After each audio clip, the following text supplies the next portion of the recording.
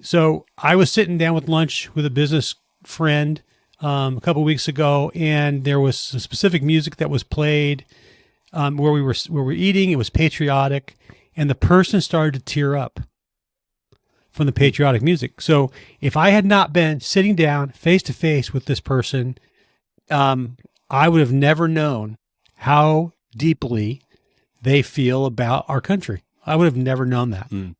I had to see it for myself. Like they could have told me, I wouldn't have really known. They could have put it in Twitter or Facebook or somewhere. I wouldn't have known. But seeing that reaction told me truckloads about that person. And so I appreciate them in a brand new way because I was sitting there. Welcome to Braveheart Business Growth, where we champion and equip change-making leaders to grow their business and fight for the next generation. If you're only tuning in, you are missing. You're only tuning in from audio. You are missing the most amazing costumes.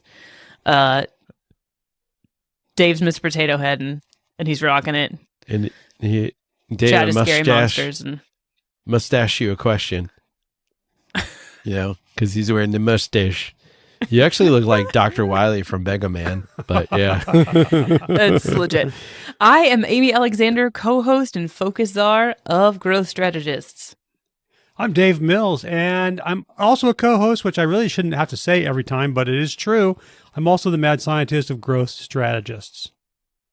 And I'm Chad Alexander. I'm a co-host, I say this all the time, and the chaos theorist of Growth Strategists. We'll unpack what these things mean in a later episode. Maybe. They're perpetual It's our promise. running gag, I'm telling you. Yeah, we're going to not make like Jesus and never fulfill any of our promises.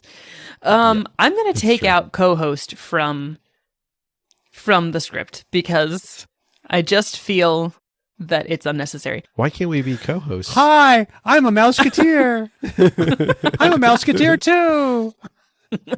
Yeah, it's just it's grating for me. Maybe co-host is an abbreviation for connection host.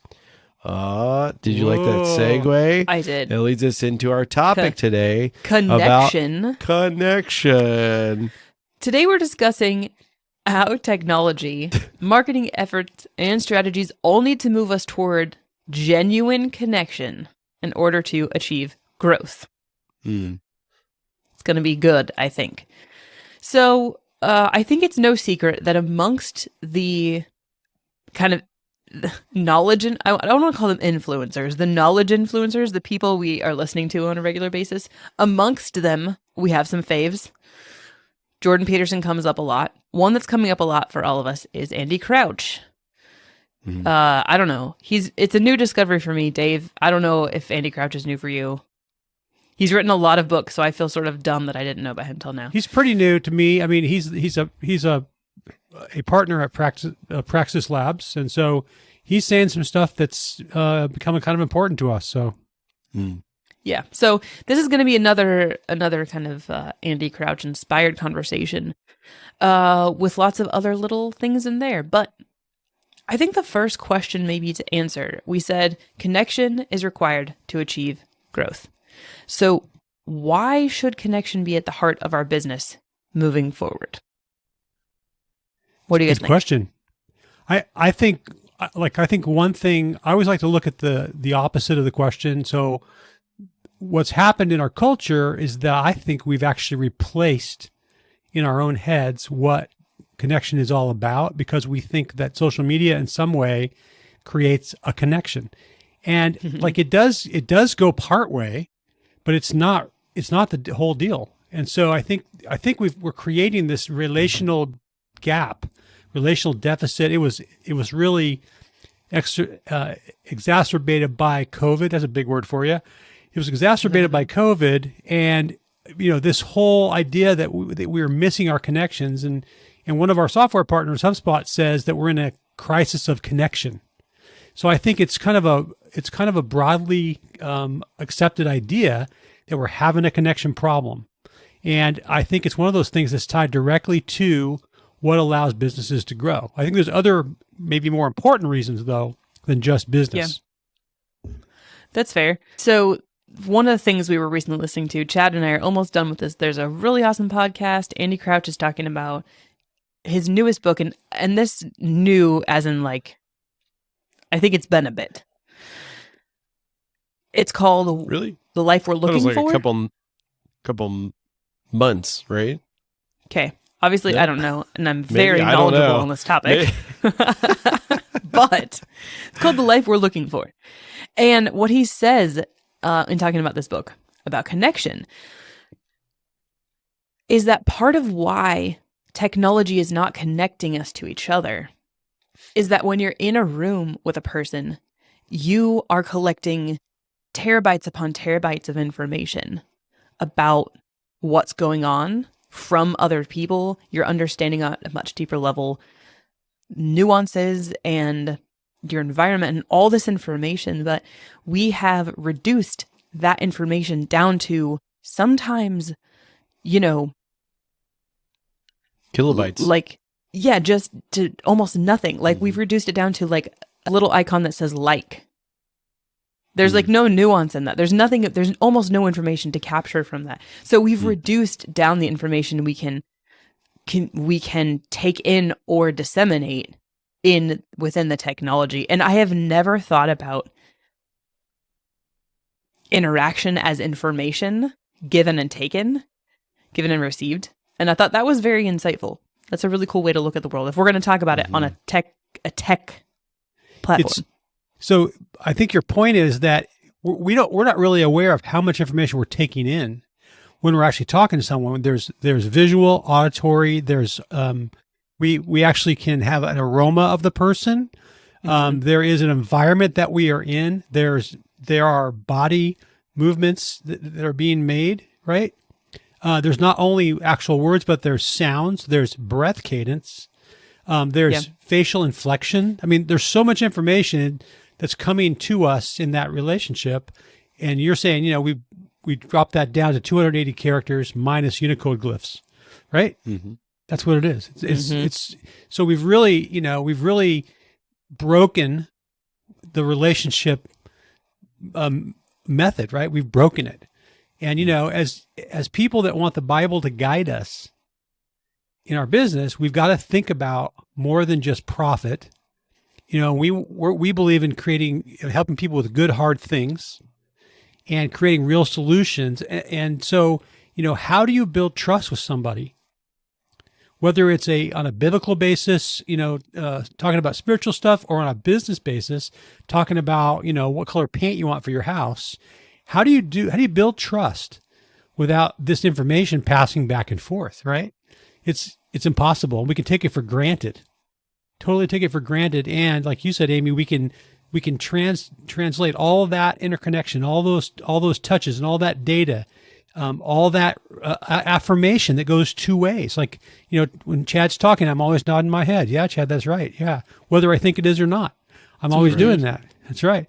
So we're swapping all that out for a like, I mean, like when I look at my LinkedIn, like I'm really excited if I get a comment. Yeah. Usually it's just like a thumbs up. Thanks so much. Give me a comment, would you? Like, give me a thoughtful comment. Take like 15 seconds. And, that way I know you actually looked at the post I put up. So I think it's a huge crisis. And I think that it is definitely blocking many businesses. And here's my fear as we think about, we're moving into a time when we're coming to a scarcity mentality, and we should talk about that in the next few weeks. Businesses, and it's the R word, recession. So people are really nervous about this. We're coming to, a scarcity mentality.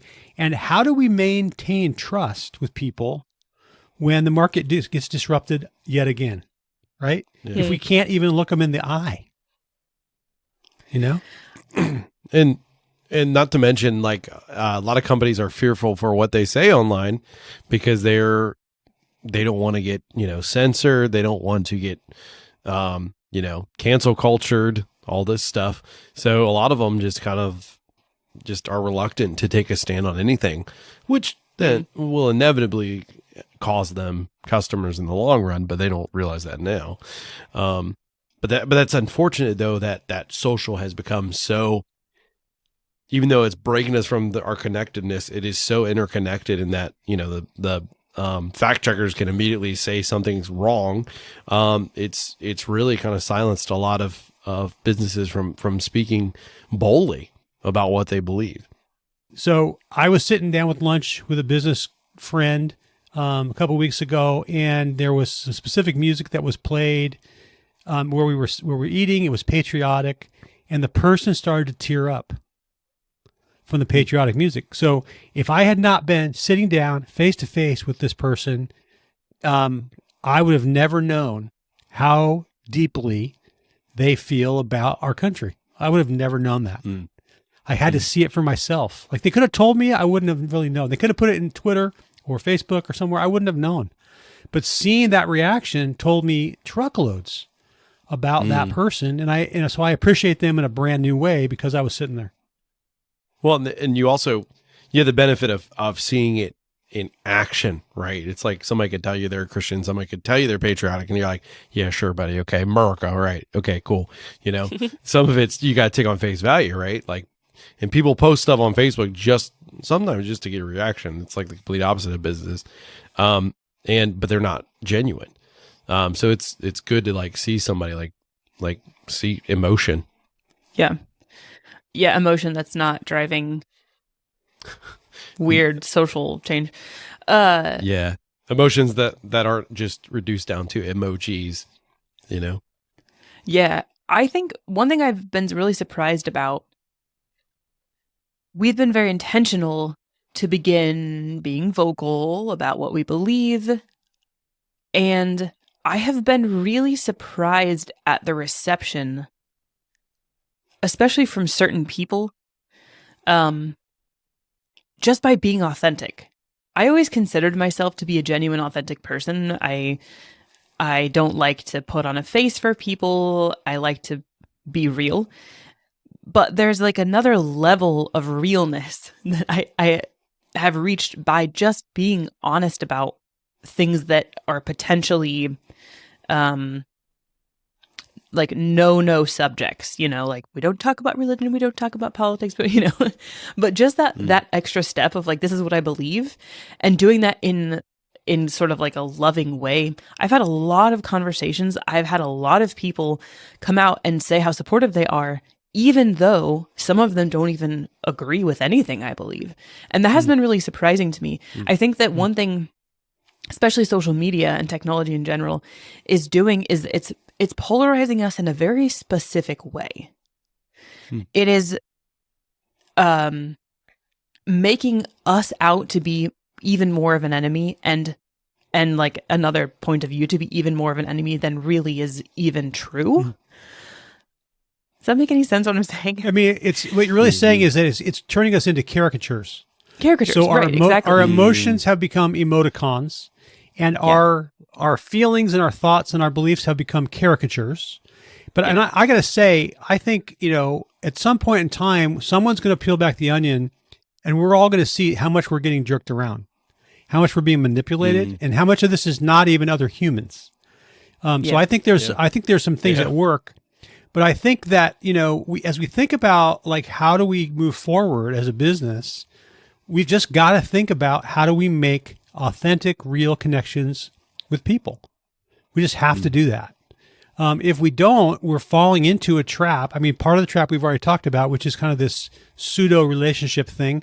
And the technology, I think, takes us part way in a relationship, right? All of us have had experiences where we found somebody on Facebook that we hadn't talked to in a long time, and maybe we connected with them and had a phone call, or maybe even saw them. And I think that's all positive, but there's a whole bunch of this stuff is pushed out. Technology is always a trade, right? We're getting something, we're getting this convenience of this technology in the palm of our hand. We're also losing something. And that is the need to actually have real connections with people. So like, how do we do this? How do we avoid the traps being set for us kind of in this connectionless world, so we can move our business and our leadership forward?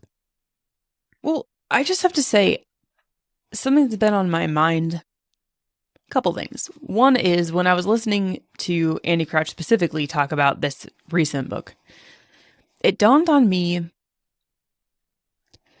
that we have siloed ourselves and also echo chambered ourselves in a really dangerous way. There was a lot of conversation around echo chambers of, I don't know, a year or more ago because of whatever.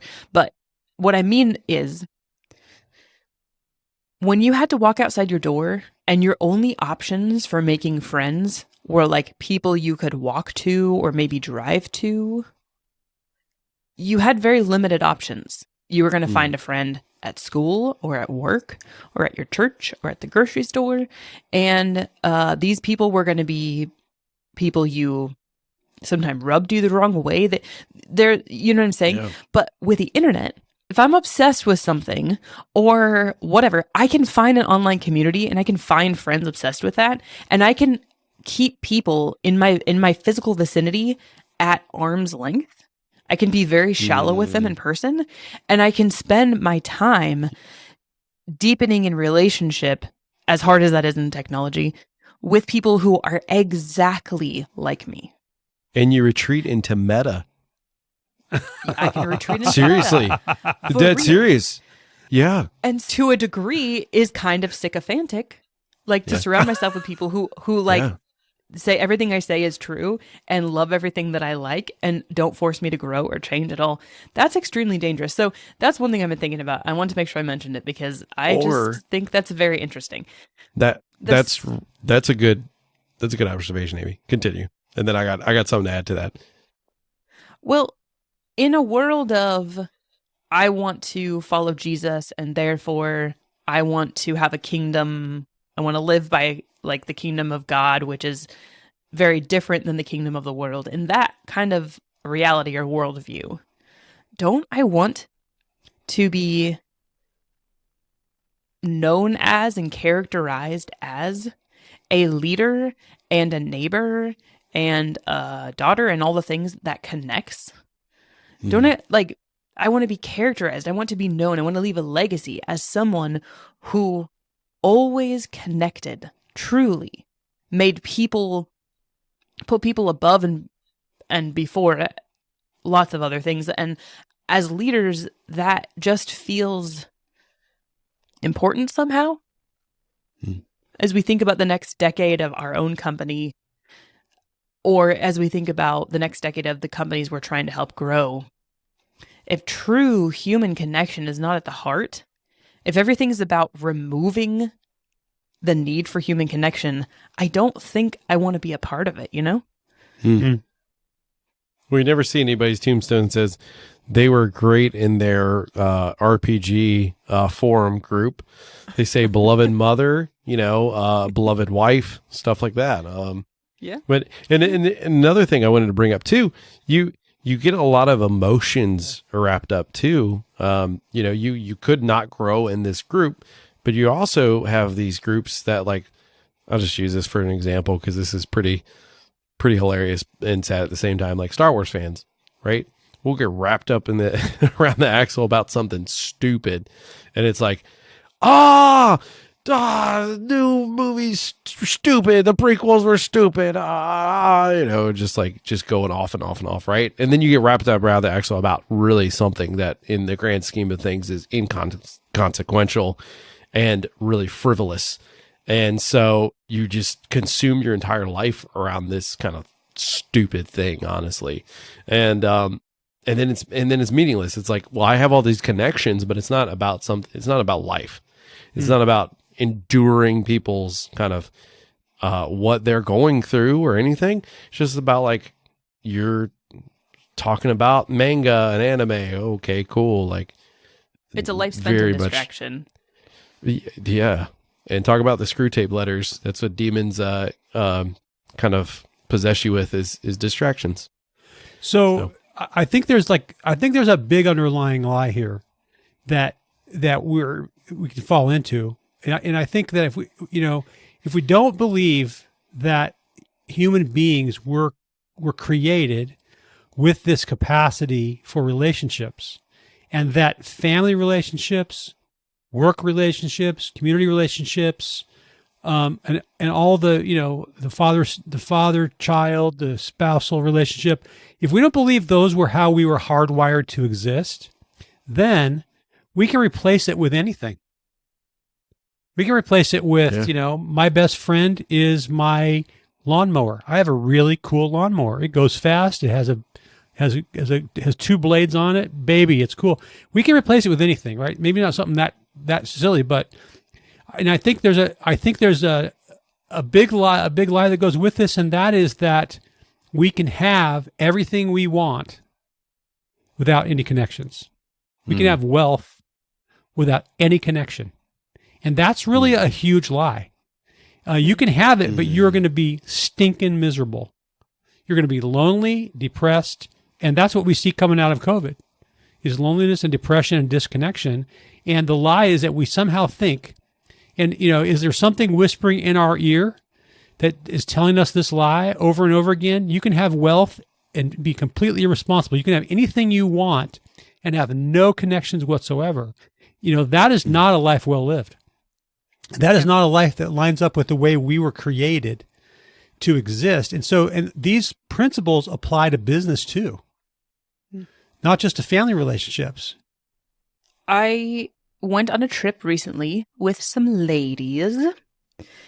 We live about 3.5 hours from Pennsylvania's Sight and Sound. If you don't know what Sight and Sound is, if you've heard of it from your grandparents and you thought that sounds like it's for old people, just push that lie away. It's not true. It's for people of all ages, and it's cool, okay? Sight and Sound is legit. It's basically the Bible comes alive on a stage that's like on 3 sides of you, and it's as good as Broadway, so it's just, I cried so much. Anyway, it's an Amish country, Sight and Sound is.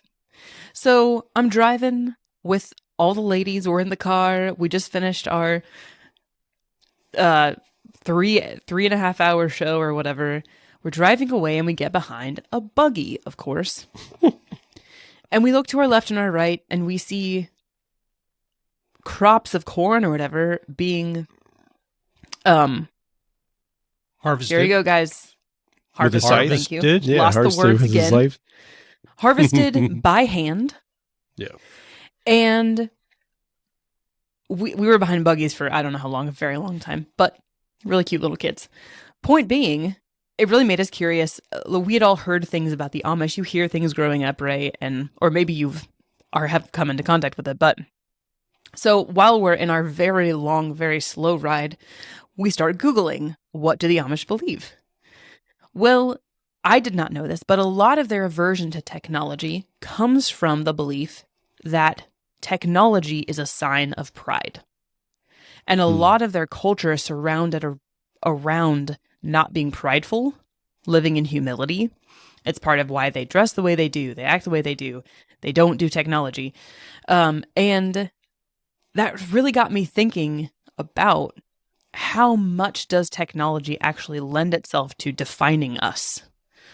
How much does the bizarre, interconnected, globally connected, and yet not connected world really giving us identity? And it made me kind of appreciate the Amish a little more. I thought, there might be something to that. Of course, in their case, it's actually the absence of technology that defines them, right? At least in part, right? Because I remember driving through the same part of the country and seeing a guy with 6 horses pulling a combine, except the combine was diesel powered and he was on a cell phone. So I don't always know what the rules are. They're different for different groups. We need to move this along and talk about, like, practically, how can we as a business leader build better connections with people, right? We acknowledge that we're in a severely broken, messed up society, and we need to figure out as leaders, like, how do we do this? And the big question would be, can technology be a tool? Is there a place for technology in helping us to make connections? How can we do this better?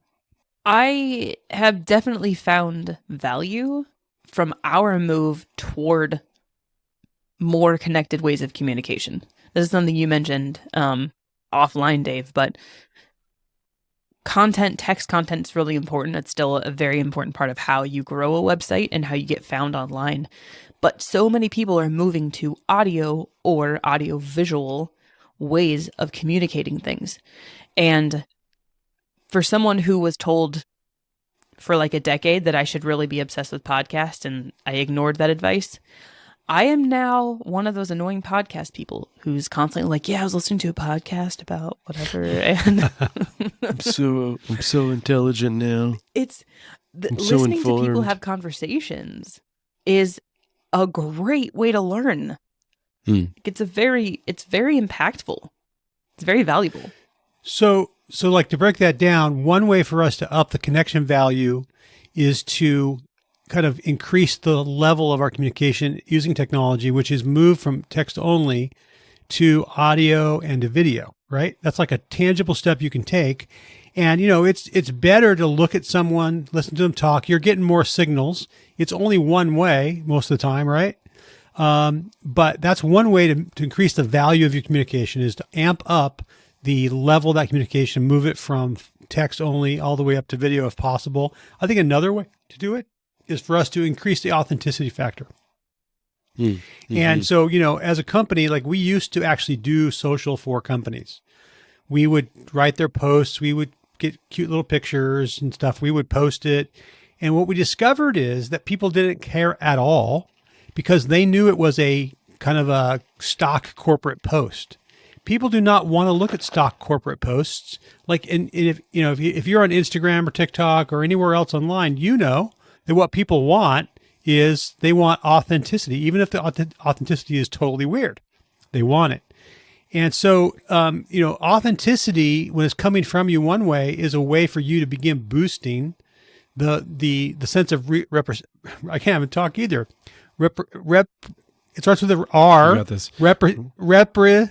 Thank you. Recess. Representative. Reciprocity. Thank you very much. Reciprocity. So Reciprocating saw.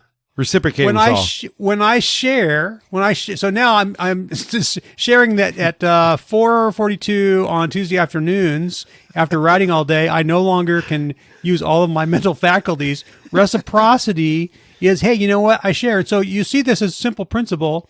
When I'm on LinkedIn, like I read people's stuff and I actually, make comments on it because I want to let them know I appreciate them. So you're starting this interaction, but it starts with being authentic. And that's another way you can help yourself. And don't just do like canned stuff. Be real. Even if you are a reserved conservative company, you still have to be authentic. Well, Dave, you've had several eloquent words today, so stellar job for sure. And reciprocity is a really big word, so For real. Thank you. I get extra credit. I get more points Exactly. for using a big word. Exactly. Reciprocity. big word Everyone star. say it. Yay. So how can we foster authenticity? I will give one way. While Dave's putting on his mustache. One way. So there is a show called The Toys That Made Us on Netflix, and they are talking to these creators of these toys, and one of them was Saban, who made the Power Rangers deal, and so they said it took him. He said he only gave him like 30 minutes or something, and he ended up talking about this stuff for like 2 hours because it really tugged on his heartstrings. But one of the biggest kind of things they got from it, the best sound bites, the best audio and video from the interviews, was when they let the guys sit for like 3 hours and start really getting comfortable with the material, start really like getting into remembering what happened back then. And that's when they got the really good stuff. And so sometimes it's just about building up trust. To be authentic, you have to build up trust. We have been trying a method called targeted daily engagement as a way to use social media differently. So each of us, 15 minutes a day, we get onto our social media of choice, and we don't consume and we don't promote, but we go find people with common interests, and then we comment on their stuff, we connect. And that feels like a really small but intentional way to say that if I don't want to consume social media because it's all a lie, And I don't want to promote because that's not going to do anything to help me. Promotion just it doesn't work. I can actually connect in a very small way, at least. I think there's a lot of things like that are small that feel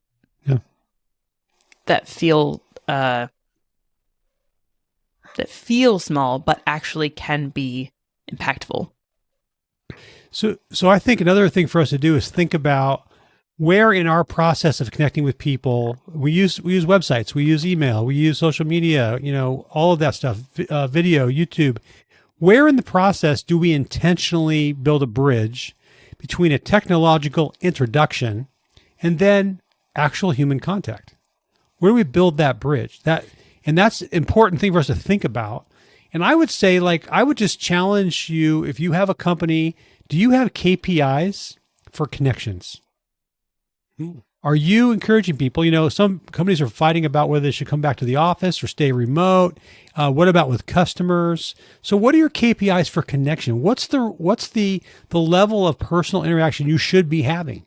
And should you be measuring it? If we're not doing it and we're not very good at it and we've replaced it with social stuff, why don't you start measuring it and encouraging people? You need to be with other individuals, either clients or coworkers, at least this much of the time.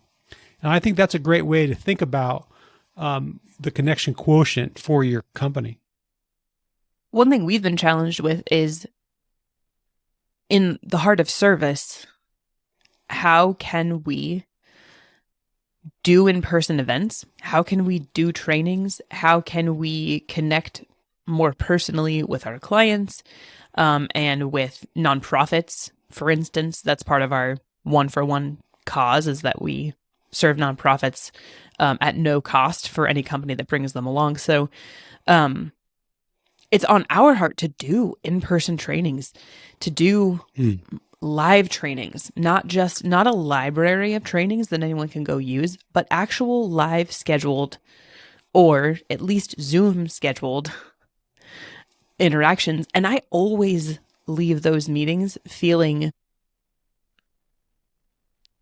different. It's different to connect with someone on a personal level, not on a large, massive Zoom training where everyone's on mute. Not that kind. But I think our company has been challenged with how can we intentionally build connection, not because it brings profit, but because it's part of our ethic and part of the culture that we want and part of our values. But I do think, as we've already said, connection does lead to growth. Because you sell to people in the end. Yeah. I think that before COVID, before people got used to video, we had experimented with this. And what I learned was that I could carry on a virtual video relationship with someone even better if I had spent time with them in person first. And that in-person interaction allowed me to have a different kind of rapport with people that I had actually been with before. And I think also, think about two areas where that you have to have some kind of personal interaction. One is trust building. How do you build trust without having, if you can't shake hands and look in the eye, it's way harder to build trust. It takes longer. And so that's one thing. The other one is conflict. How do you manage conflict by email? That's like, spelled DEATH, death. Right? You can't manage conflict by email. And so the problem is that if we want someone over a text message. Yeah, that's right. It's really, really hard. So I think we have to intentionally build in these in-person interactions so that we build stronger relationships, we have trust, and there's inevitably going to be conflict in every relationship. So you might as well have a real relationship with people rather than just talk to them online. Andy Crouch actually refers to technology as mammon. He believes very fully in kind of the demonic power of technology constantly whispering in our ears. And so one of the things I love that he's done within his family unit, and he has older kids now, but they have this rule, 1 day a week, 1 hour a day, 1 day a week, and 1 week a year. And there might be more once in there, I'm not sure. Anything that has an off switch gets turned off. That includes lights. 1 hour a day, they live by candlelight. 1 day a week on Sundays. They literally, everything's off. And so that just makes me think of, as business owners, as leaders, what there are actual rhythms that could be created around connection. You know, like some kind of 1-1-1 rule around connection. An hour a day is going to be a lot, but I think we could all manage a minute a day or 5 minutes. And what a day, about an or hour whatever. a week? Right. But Amy, Yeah. wouldn't it also not be just negative rhythms, but also positive rhythms? Mm. We're going to spend an hour a week with all our That's coworkers. what I'm saying. Yeah. Yeah. Exactly. Yeah. That's what I'm saying. Kind of rhythms around connection, not like taking things away, but adding in connection and very intentional in-person connection, which for remote companies is very challenging. So I don't know what that looks like, but it's an interesting challenge. Well, I've listened to business leaders recently who said that if they felt that there was a conflict issue, they would get on a plane and go be with that person in person. I think what this communicates, Amy, is that you actually care enough about the person that you're willing to take time and space and go and sit down with them and listen, pay attention. It's a very powerful thing. You know, it's transformative, honestly. When someone takes the time to listen to you, I think it's so transformative. Real quick, I have a great example of that. When I was a government contractor, one of the companies I worked with, they were really intentional about creating connection beyond just our group. I mean, we had a very tight knit group. My boss was amazing, and all our coworkers were amazing on the team. And the beyond like the multiple teams we never interacted with, they would have a yearly, kind of like employee meeting for sure. Like you had to do like the numbers and stuff for IRS tax purposes for sure. But they also made it like this family weekend. You could bring your spouses, you could bring your kids, all this. Your spouse, not plural, sorry. I meant that as like all of us Wait could a bring our minute. spouses, not multiple spouses. And so you would go there and you would enjoy you'd have this meeting in the morning. It was very nice. And then it was like, that's it. The rest of the weekend was yours. You could do whatever you wanted there at the resort.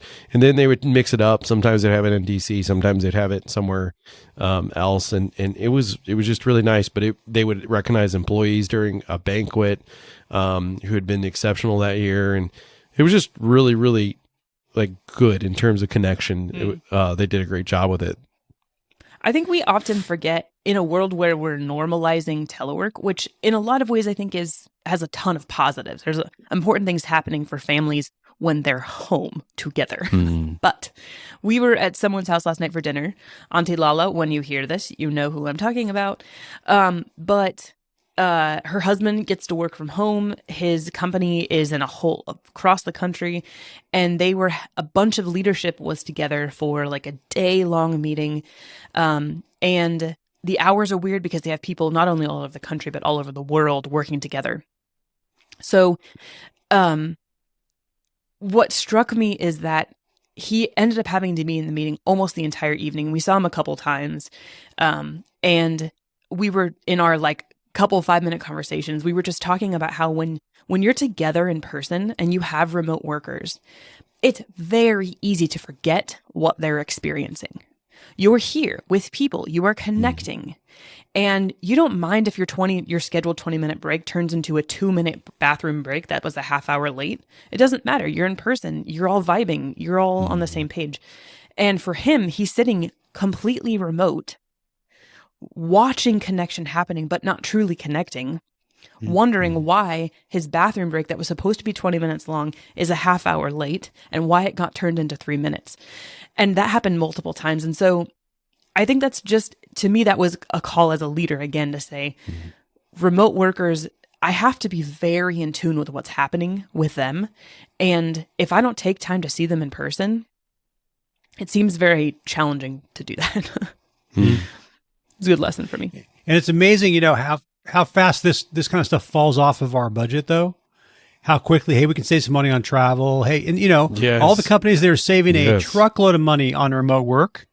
Right. I think, Amy, that there's a responsibility. I think It's a we have to trade-off. think about this as a leadership responsibility Are we going to allow the culture to, frankly, go down the tubes? Or are we going to model for people how to build connections, maintain connections, and foster trust and mutual support and collaboration, both with our employees and our clients? And we have to do it on purpose. If we don't do it on purpose, it's never going to happen. That sounds like an awesome way to end today's discussion. Guys, I hope that this was good but challenging. It's certainly been good but challenging for us, and we're wrestling through it. And we look forward to being here again next week. Thanks for joining. See you guys. Bye.